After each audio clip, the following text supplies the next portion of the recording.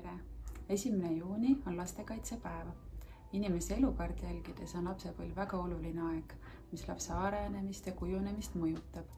Lapsed on väikesed vaid väga lühikest aega ning ka lapsevanema ülioluline ja intensiivne roll kestab seejuures ajutiselt.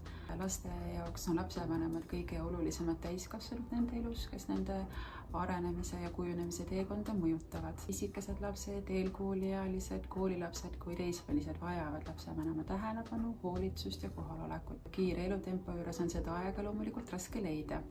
Aega kuskilt juurde iseenesest ei teki, et see on piiratud ressurss meie kõikide jaoks.